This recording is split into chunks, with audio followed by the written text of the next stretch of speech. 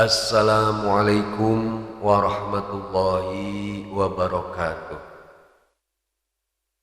Alhamdulillah, tak lama lagi kita akan kedatangan tamu yang agung, yaitu bulan suci Ramadan. Semoga kita semua dipanjangkan umur, disehatkan, diberikan rizki yang banyak dan halal dan berkah dan mudah oleh Allah Subhanahu wa ta'ala untuk bekal kita dalam beribadah.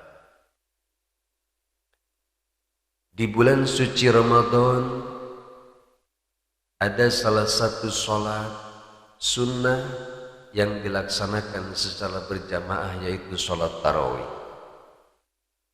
Dan sudah menjadi tradisi di sebagian besar masyarakat Islam di Indonesia.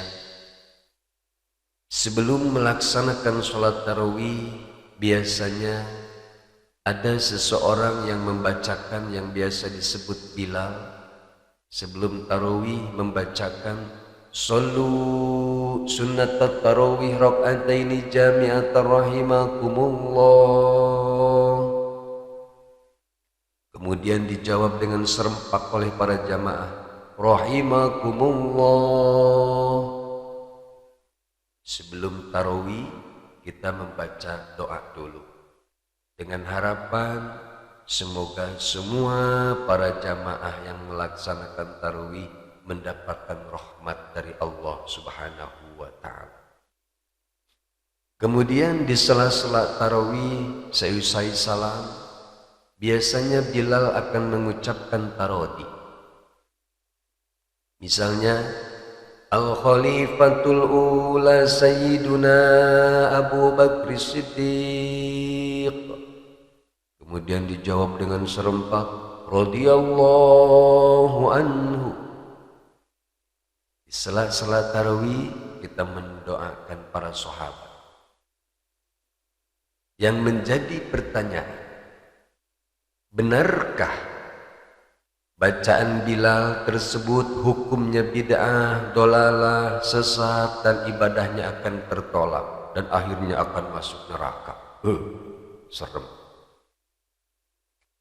Sebagaimana saya temukan dalam salah satu blog, mereka membuat judulnya serem, bid'ah dalam sholat tarawih. Mereka mengatakan salah satunya membaca tarodi dan membaca sholawat di sela-sela tarawih itu hukumnya bid'ah dolalah, sesat, dan akan masuk neraka. Benarkah demikian? Maklumlah, akhir zaman ini kan sudah muncul kelompok yang sangat suka membid'ahkan.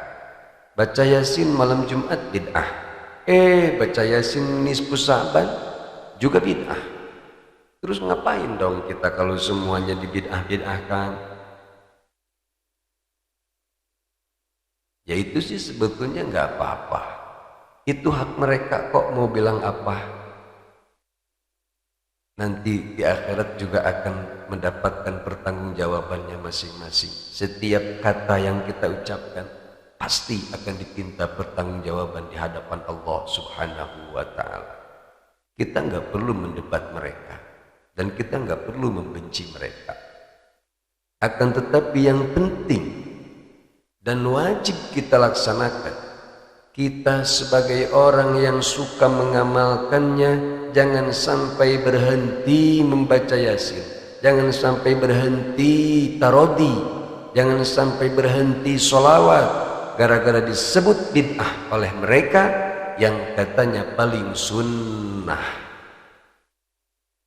Akan tetapi justru kita harus lebih giat lagi mencari ilmu kepada orang-orang yang betul-betul memiliki ilmu agama, agar kita dalam melakukan ibadah itu kuat, kokoh, tidak mudah terpengaruh oleh omongan-omongan yang orang lain.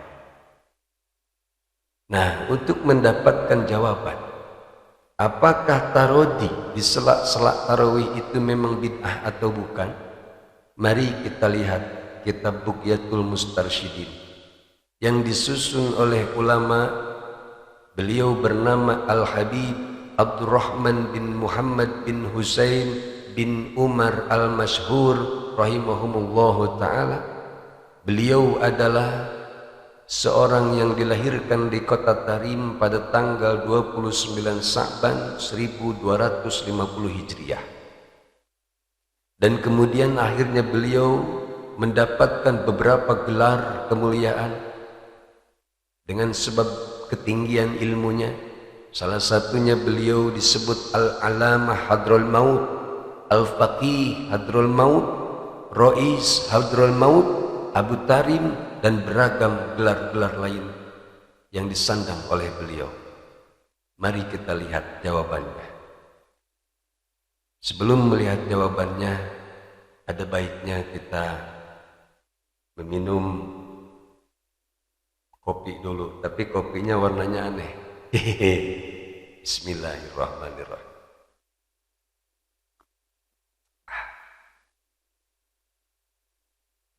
Bismillahirrahmanirrahim. Yundabul faslu baina kulli sholataini fardhon au naflan. Disunnahkan untuk memisahkan di antara dua sholat, baik itu sholat fardu ataupun sholat sunnah. Dengan cara apa memisahkan antara dua sholat? Pertama, bil intiqali ila maudi'in akhar, berpindah tempat dari satu tempat ke tempat yang lainnya. Maksud berpindah tempat di sini masih dalam satu area masjid. Tersalah pengertian lagi. Sholat qobliyahnya di masjid A, sholat fardunya di masjid B. Qobliyahnya pindah lagi di masjid C. Capek kita sholat. Maksudnya bergeser sedikit dari tempat yang semula.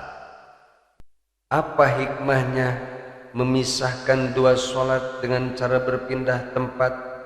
Litasyahhadalahul biqa'u, agar tempat tersebut bisa menjadi saksi baginya nanti di yaumul qiyamah. Semakin banyak tempat yang kita gunakan untuk sholat, maka akan semakin banyak saksi ibadah kita. Qala qafla, maksudnya telah berkata Syekh Syihab Ahmad Al-Qulyubi, walau ba'dal ihrami, berpindah tempat tersebut boleh dilakukan meskipun kita sudah melakukan takbiratul ihram. Tentunya pindahnya itu bifi'lin khafifin, pindah dengan secara perlahan, jangan berlari pindahnya, batal sholatnya itu mah. Khilafan lil khatibi, berbeda pendapat Imam Qulyubi dengan Al-Khatib.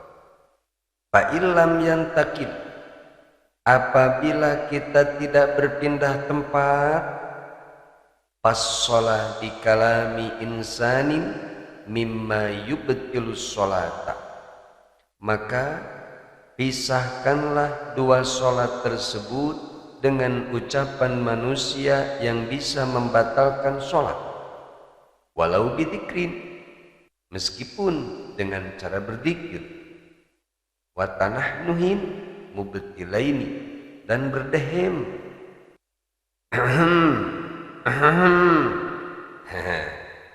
Yang mana keduanya itu bisa membatalkan sholat. Dzikir bisa membatalkan sholat biwujudi sharifin fil awal, sebab adanya sesuatu yang memalingkan dalam pemisah. Yang pertama yaitu dzikir. Jadi dzikirnya itu dzikir-dzikir yang membatalkan sholat, atau bacaan apalah, sholawat atau apa kek. Waduhuri harfaini bisani, sedangkan berdehem itu membatalkan sebab adanya dua huruf yang bisa membatalkan sholat.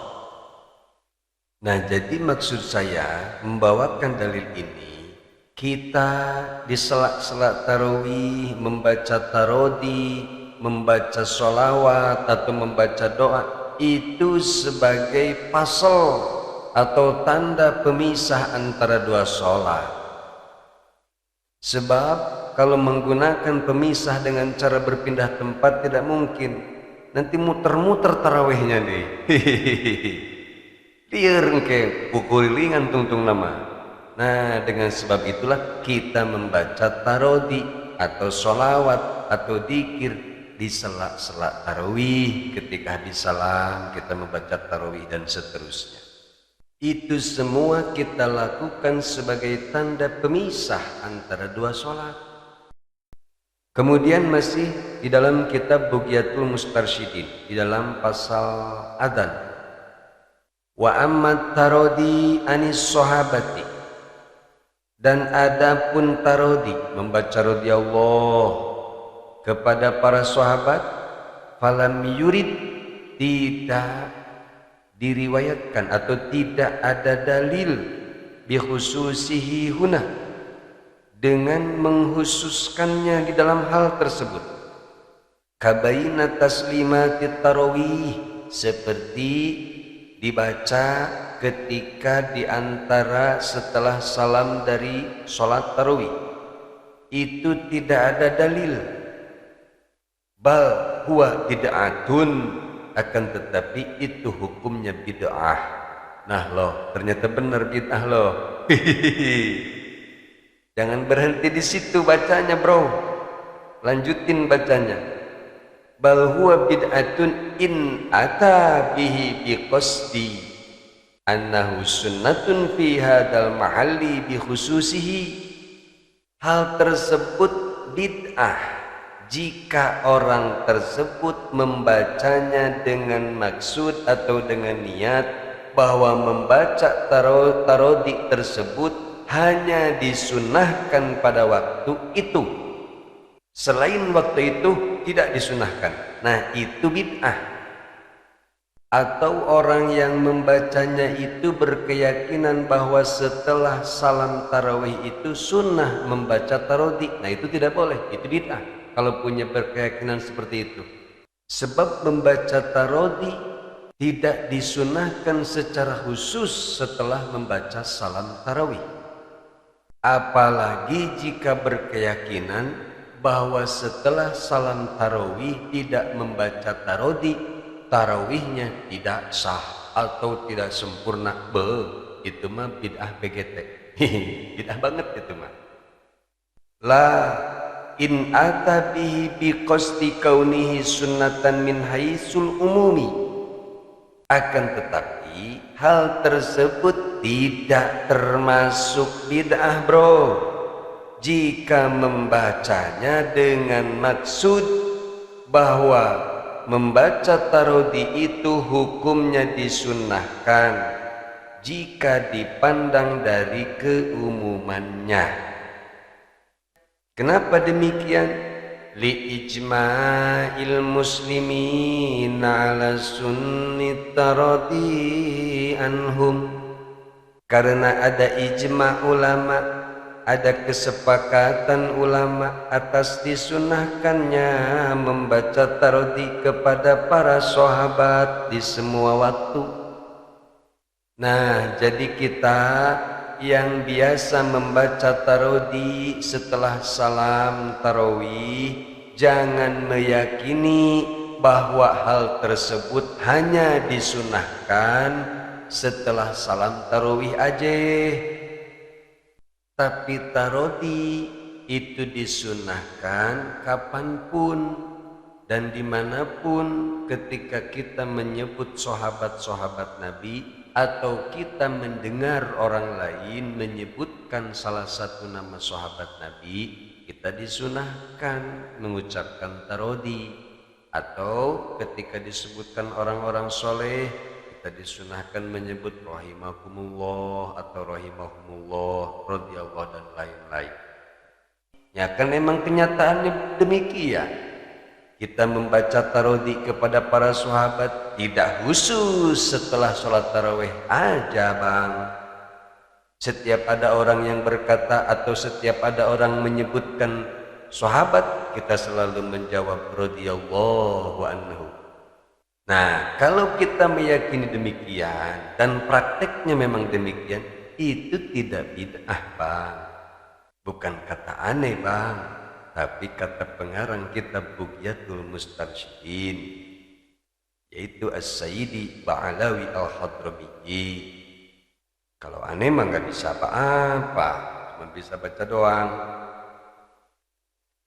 Lalu apa sih sebetulnya hikmah kita setiap menyebut orang soleh, para ulama, para sahabat, selalu kita berkata rahimakumullah atau radhiyallahu anhu dan lain sebagainya. Wala'allal hikmatu fitaradi anhum wanil ulama'i wassulahai. Adapun hikmah dalam membacakan tarodi kepada para sahabat, para ulama atau orang-orang sholih, at-tanwihu bi'uluwi sya'nihim, itu merupakan pujian dari kita kepada mereka dan sebagai isyarat bahwa kita mengakui bahwa orang-orang tersebut adalah orang-orang yang mulia, orang-orang yang terhormat. Begitu Pak Lurah, Pak Kades. Wa tanbihi bi'adhami maqamihim, dan itu merupakan peringatan, mengingatkan kita, mengingatkan orang lain, terutama mengingatkan anak-anak kita bahwa para sahabat Nabi, para ulama itu mereka adalah orang-orang yang soleh yang harus kita hormati. Begitu Pak RT, Pak RW hadir. Nah, itulah jawaban tentang masalah tarodi atau dzikir setelah salam tarawih yang saya bacakan dari kitab Bughyatul Mustarsyidin. Semoga bermanfaat untuk kita semua dan semoga tarawih kita semakin semangat, semakin khusyuk, dan semoga semua amalan-amalan kita diterima oleh Allah Subhanahu wa taala, terutama amalan-amalan kita di bulan suci Ramadan. Amin ya Allah ya rabbal alamin. Wassalamualaikum warahmatullahi wabarakatuh.